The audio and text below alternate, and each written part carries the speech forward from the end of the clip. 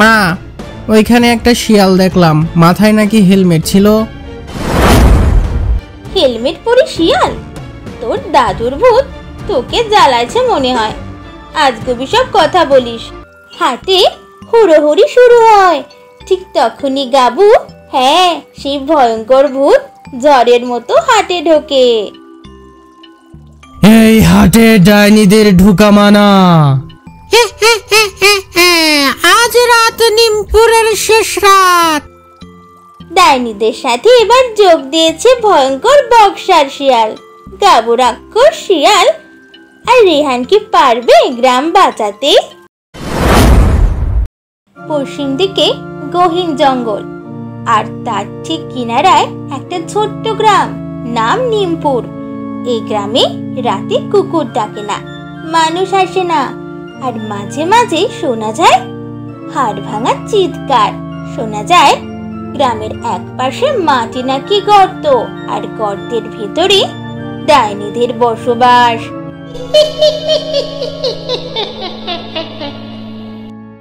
একটাকে শেষ করব, দুটাকে শেষ করব, এই গ্রামের সব বেটাকে একে একে শেষ করব। হি হি হি। দুপুরবেলা মাঠে কাজ করছে বাবা মা, ছেলে খেলা করছে বেগুন খেতে। মা, ওইখানে একটা শিয়াল দেখলাম, মাথায় নাকি হেলমেট ছিল। হেলমেট পরে শিয়াল? তোর দাদুর ভূত তোকে জ্বালাইছে মনে হয়। আজগুবি সব কথা বলিস। এ সময় বাবা বলে উঠল, এই রেহান, দূরে যাস না, কুমড়ো জঙ্গলের দিক থেকে গন্ধ আসতেছে পচা লাশের মতো। লাশ? কে মারা গেছে? তো আবার লাশকেও তুলে নিয়েছে ওই গর্তে। সন্ধ্যা নামে, আলো কম আসে। কাজ শেষ করে বাড়ির পথে হাঁটছে তারা। আকাশে ভেপু শোনার মতো আওয়াজ। আব্বু, ওই আওয়াজটা কি? কিছু না, পেঁচা হয়তো। হঠাৎ ঝোপের ভেতর থেকে একটা কঙ্কাল ডাইনি বেরিয়ে আসে, দাঁত কটকট করে চিবায়। কোমরের নিচে কেউ লুকায়া থাকলে আমি খুঁজে বের করি রে, তোর হাড় গুনে দেখবো কয়টা আছে। তিনজন ভয় পেয়ে দৌড় দেয় তাদের বাড়ির দিকে।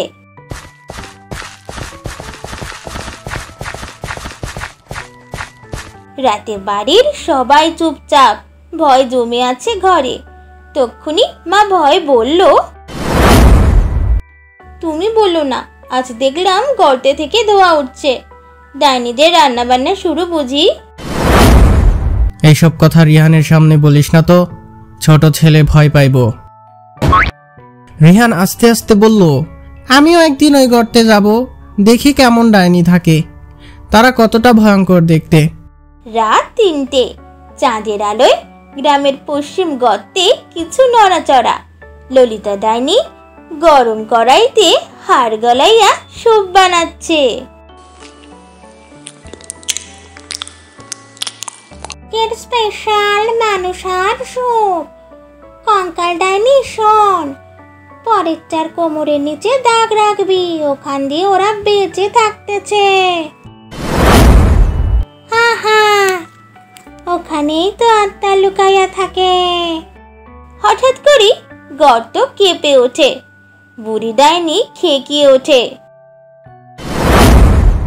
শিয়ালটা কোথায় গেল? আমার চোখের সামনে ঘুরতেছিল।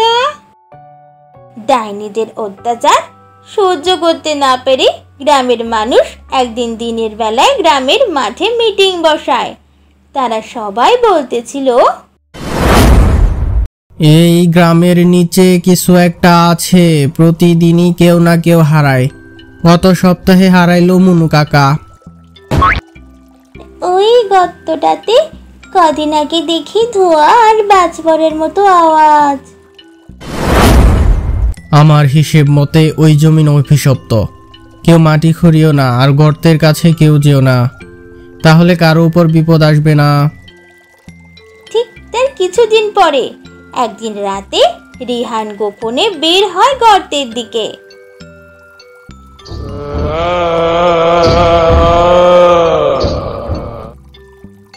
আমি একেবারে ঢুকেই দেখি, কেউ দেখলে বলবো শিয়াল ধরতে গিয়েছিলাম।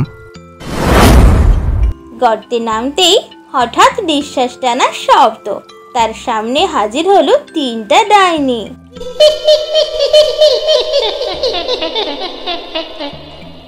তুই একা এলি? তোর মাংসে কি লবণ দিছই বাচ্চা? আমি খালি দেখতে এসেছি, খেতে না। হা হা হা, হে হে হে, দেখতে এসেছিস তো? এইবার আমি তোকে ভেতরে দেখাইয়া দিব। হঠাৎ গর্তে বাজ পড়ে, গর্ত যায় ফেটে, মাটি কাঁপে। শিয়াল দৌড়ে আসে, হাতে একরকম যন্ত্র, সেটা রেডিওর মতো। শিয়াল বলতে শুরু করলো, রিহান, নিচু হও, এটা হাড় ভাঙা সাউন্ড না, ডাইনিদের কান ফেটে যাবে। ডাইনিরা কানে হাত দিয়ে কুঁকড়ে পড়ে। রিহানও শিয়াল দৌড়ে পালায়।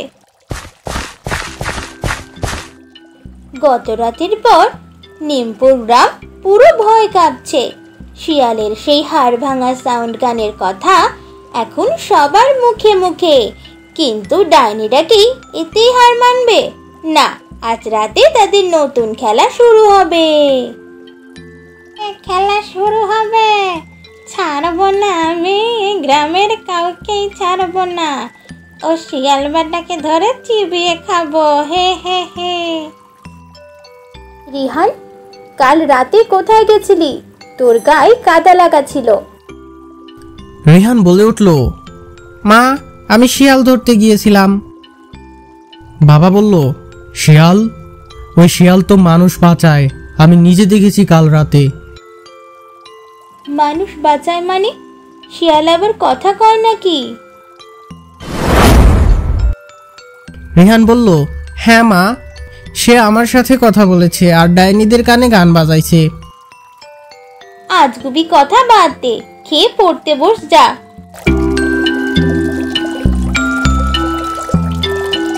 সেই দিন রাতে জঙ্গলের গর্তের ভেতর ডাইনিরা রেগে গিয়ে বলতেছিল, কালকের ওই শিয়ালের ছেলেটা আবার সব নষ্ট করলো। রাতে আমি নিজে গ্রামে যাব, প্রথম গ্রামের হাটে ভয় দেখাবো, তারপর একটা টাটকা ছেলে ধরে আনবো। না না, আজ হাটে আমি আগে যাব। ছেলেদের রক্তে নাকি গরম মশলার গন্ধ আছে, হে হে হে। সন্ধ্যার আগেই নিমপুর হাটে ভিড় জমেছে, মাছ, সবজি, খেজুরের গুড়। কিন্তু ভিড়ের মাঝে কে যেন দাঁত কটকট করছে। চাচা রমাজান বলে উঠল, ওই যে ওইটা কি কঙ্কাল? ডাইনি।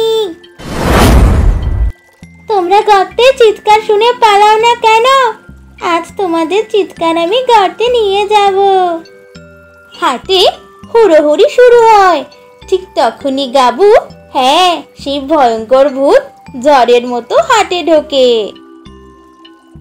এই হাটে ডাইনিদের ঢুকা মানা। গাবু, আজকে তোর সাহস দেখে ফেলবো।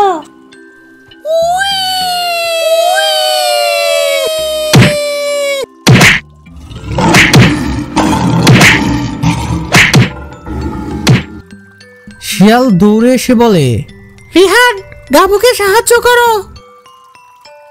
কিন্তু আমি তো শুধু ছেলে, আমি কি করব?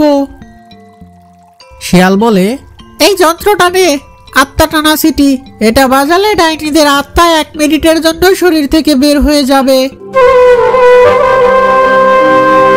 সিটি বাজতেই ললিতা, কঙ্কাল আর বুড়ি ডাইনির চোখ থেকে ধোঁয়া বের হয়। তারা কাঁপতে কাঁপতে গর্তের দিকে পালিয়ে যায়। গাবু হাসি দিয়ে বলে, ভালো করেছিস রিহান, কিন্তু সাবধানে থাক, আজ রাতে তারা ফিরবে, আর একা ফিরবে না, তারা সবাই বাসায় যায় এখন।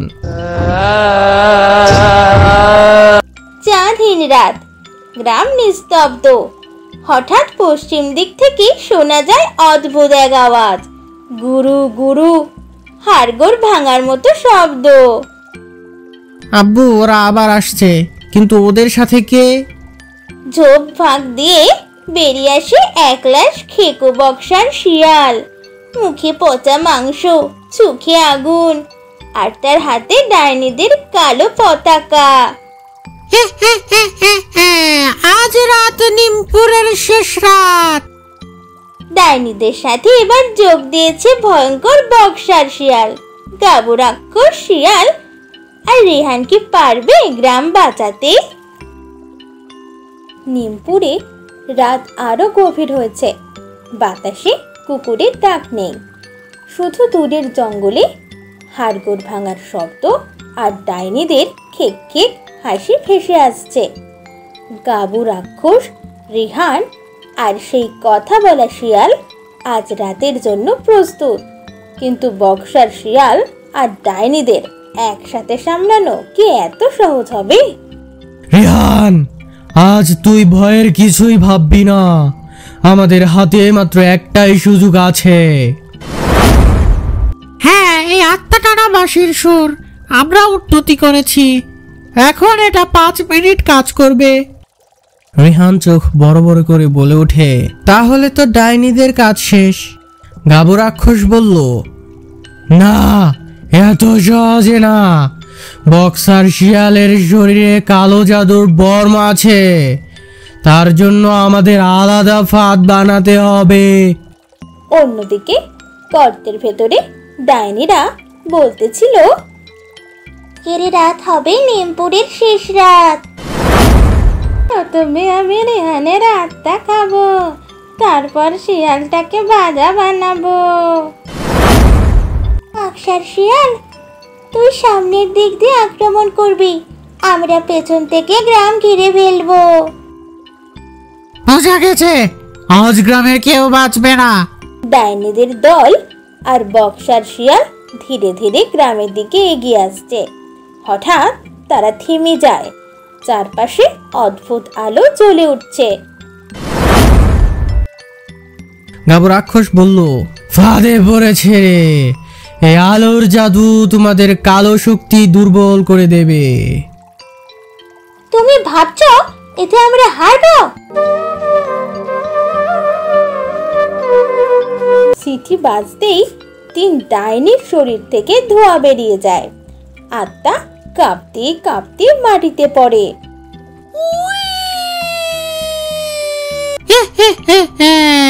আমার উপর সিটি কাজ করবে না। শিয়াল মুচকি হেসে বলে, তোর জন্য আলাদা উপহার এনেছি, হাড় ভাঙা সাউন্ড গান। সাউন্ড গান বাজতেই বক্সার শিয়াল কানে হাত দিয়ে কুঁকড়ে পড়ে। গর্জন থেমে যায়। গাবু সুযোগ নিয়ে তার কালো বর্ম ছিঁড়ে ফেলে। এবার তোর দিন শেষ।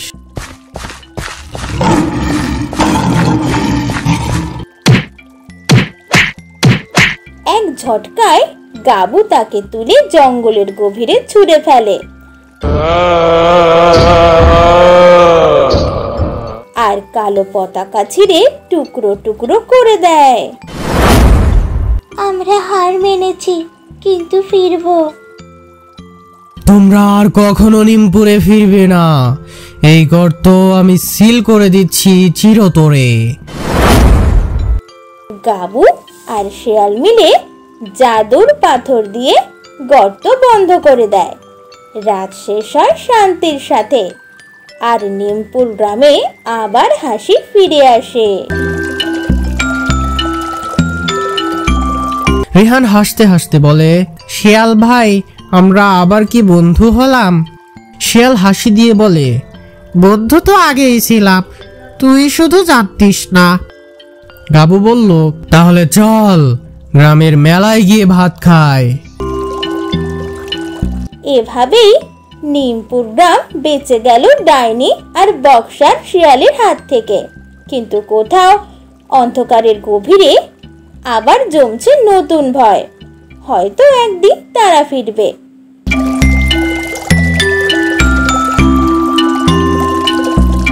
বন্ধুরা, গল্পটা কেমন লাগলো কমেন্টে জানিয়ে দাও। আর এই গল্পে যারা যারা কমেন্ট করবে তাদের নাম সামনের ভিডিওতে বলে দেব।